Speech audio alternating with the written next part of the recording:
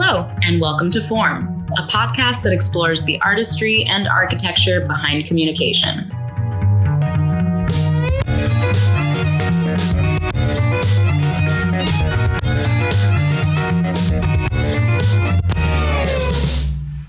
I'm Silver Wallace. And I'm Kate Douglas. In this episode, we speak to playwright Andrew Rincón. I met Andrew during our Dramatists Guild Fellowship and immediately wanted to befriend him. Firstly, because he's a witty and warm human, but also because he's a much better writer than me. It's always good to be friends with people who are more talented than you, girl. I mean, that's why I befriended you. I mean, that's right. Thank you so much. We talked to Andrew about his comedic voice, honesty, journal entries, and so much more. Here's one of our favorite moments from that conversation. Heads up, like all our conversations, this segment is unfiltered. This episode contains explicit language and mature content, so listen at your discretion as we aim to fully form mindful ideas and language. But I think I've always had a little bit more of a comedic voice. I'm like a queer kid and Latino, so I grew up with so much camp. So when I first started writing, which I started a bit later, at like 20 is when I actually started like thinking I was like, oh, I can write and do it and perform. I performed like things I wrote. So I think sometimes I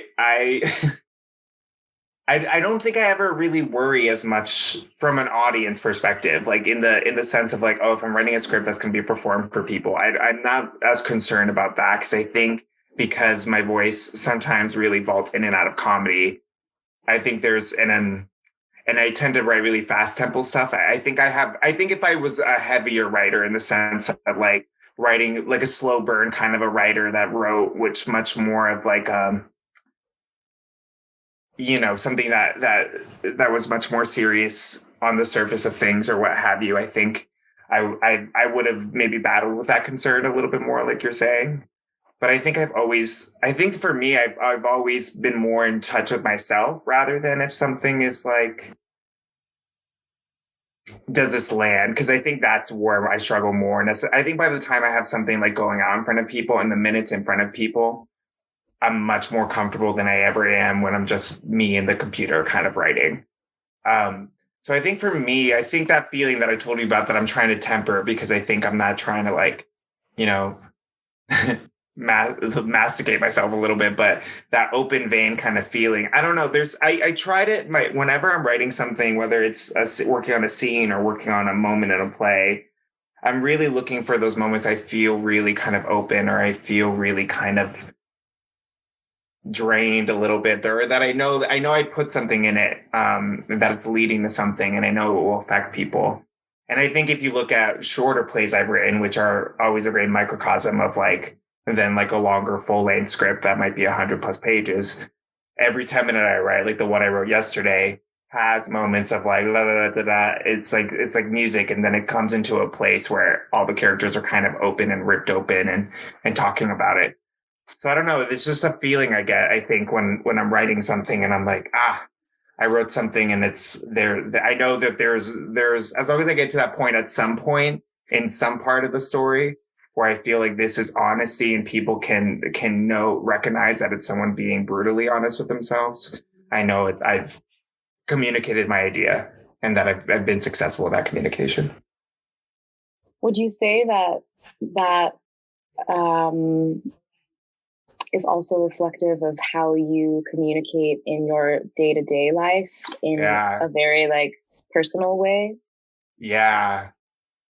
Yeah. What if you're, yeah, for sure. You just you sparked that question for me because I was like, wow, that's so, that's great. And that resonates with me. And also I wonder what a lover's quarrel looks like. In Andrew's life. Oh God. Yeah, it's a lot of emotion. I was just saying the other day, I'm here living with my family, like being a COVID displaced person from New York and with one of the dogs that I'm living with, she's like very affectionate and she's just always on top of me trying to get affection. I'm like, this is like what it's like dating me. It's great. Yeah, I mean, I think I'm someone, I mean, any job I ever worked at in a day job setting, I've gotten flack for like unprofessionalism. And, some of that's been like, dealt with as I've gotten older and realized, yeah, maybe there's some times where like having a certain moment or talking about my night might not be the best place to, talk about the gangbang I went to or whatever it was that I was doing. But I think I am someone that I come from a family really riddled with trauma. Like I come from poor South Americans, and my mother had a very traumatic childhood, and my grandmother helped raise me. There's lots of complicated things in my family. So an average dinner or meeting, like we talk about the traumas a lot, I think. Not necessarily saying that's the best option. I think that's just how we've never been a family that something big's happened. It's something we talk about, like that waspy kind of idea of like, oh, we don't talk about things at the dinner table is very foreign to me. So I think there is something in how I like to communicate. I like really honest conversation. I love conversation. I love that kind of meatiness when you're talking to someone and you're really talking about real shit. I think so. Yeah, I think that totally. I don't think I ever really necessarily put those two together. So I'm glad you asked that question, because I think that's true of like, I want to really talk about someone's hopes and dreams and the marks on their life and the moments of joy and heartache and laughter. And I think all of those things is really what I'm trying to write every time, of like people experiencing all those things. So our next question is, normally it seems like an outward facing question, like what's the line between communication and manipulation? But I actually want to ask you, do you feel like you're ever, when writing, manipulating your emotional life to get to a certain point? I don't. I think sometimes I wish I was. Like, I think I wish it, and I think I'm slightly getting better. I think that's why I'm saying that at times I try to backtrack, pull away a little bit from the emotion of something. Because I think sometimes in a work of art, I think it's both open heart, come look at me, but it can't all be that. Like there has to be some construction behind it, because, it's that joke of like everyone's, when you go to, I remember when I took a fiction workshop and, I was so insecure walking into that fiction workshop because I was like, I'm a playwright. It's weird.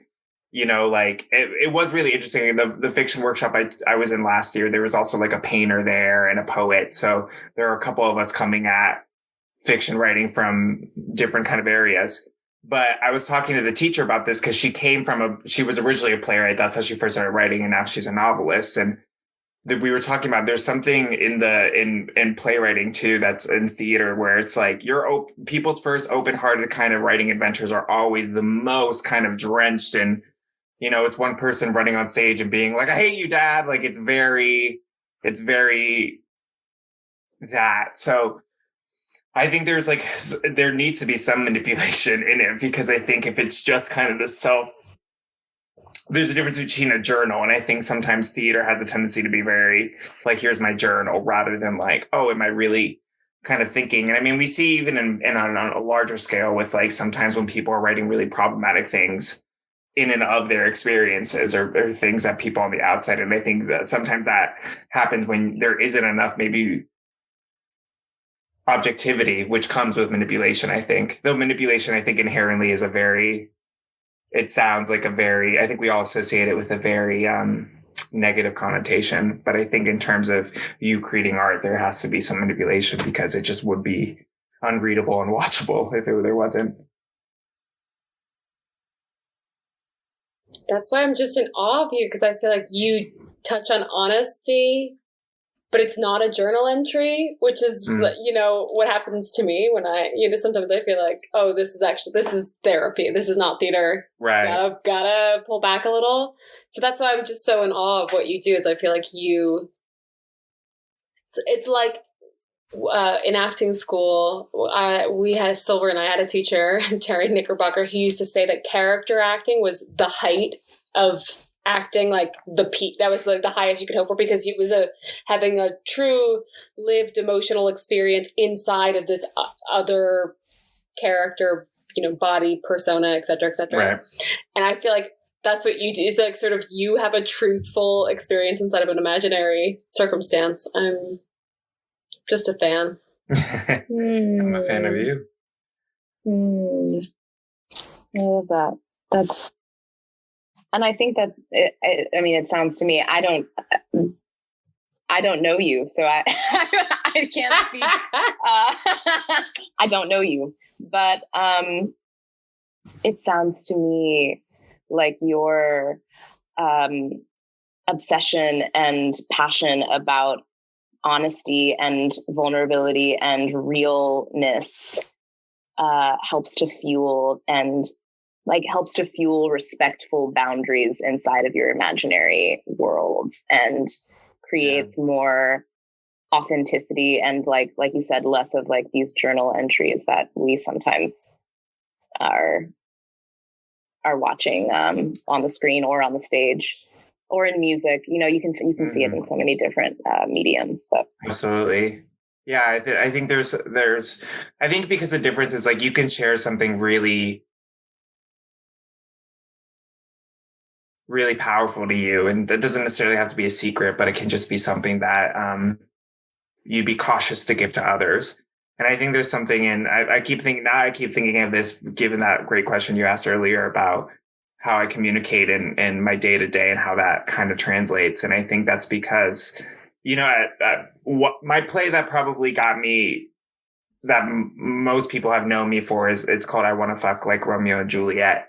And the play is very kind of one of those plays that I'm slightly embarrassed when I like meet someone, and it was having a production and now postponed because of everything in the pandemic. But when people ask me like, oh, what's the show about? It was very uncomfortable because the title has fuck in it. And I already sound like some like faggoty heathen just running around crazy. Like when I was at job interviews and people were asking me, because it was like, what came up as like, what are you working on? And then I was just uncomfortable. It's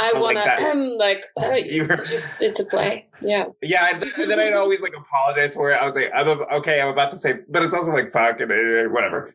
But I think, like that play, so it would be something I'd be embarrassed to try to like tell people about, but it's about like Cupid, who's a Latina and like is falling from Earth, and her sometimes lover, St. Valentine, is like trying to make her take up her mantle again because she's like given up on love, and it interlaces with the story of these two queer boys like battling with through a breakup and all this stuff. And there's one character in it talks basically reveals near the end of the play like one of the struggles he's having and maintaining his relationship is because he hasn't told his partner about sexual abuse that he went through as a child.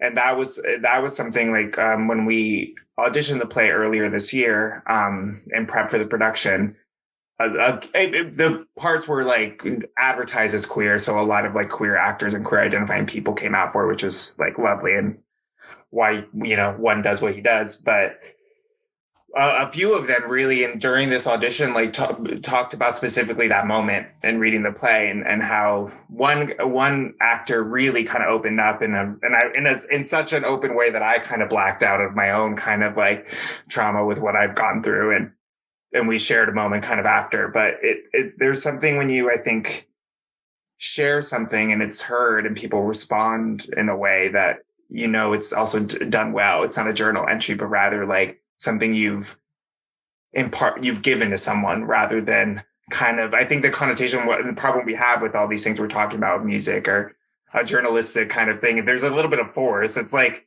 a guy at a party that talks about being like an amateur rapper and then forces you to listen to a rap, which I've been through and was like a hellish nightmare that I couldn't get out of I'm sure it was only 10 seconds, but it felt like 10 years. It was like terrible. But I think it's part of it. It's like really making sure that you're imparting something rather than forcing something on someone. I love that. It has to be a gift. It has to be a gift. It has to be a gift. Andrew Rincón is a queer Colombian-American playwright based in NYC. Plays include The Lonely, That Rhythm in the Blood, and I Want to Fuck Like Romeo and Juliet. In development, a play that fuses telenovela and mythological storytelling, The Myth of My Pain. Thank you for listening in. I'm Kate Douglas. And I'm Silver Wallace. Check out our Patreon for more content at patreon.com/formapodcast. This episode was mixed and produced by me, Kate Douglas. Theme song is by the amazing Warp Trio. Follow us on social @Form Podcast.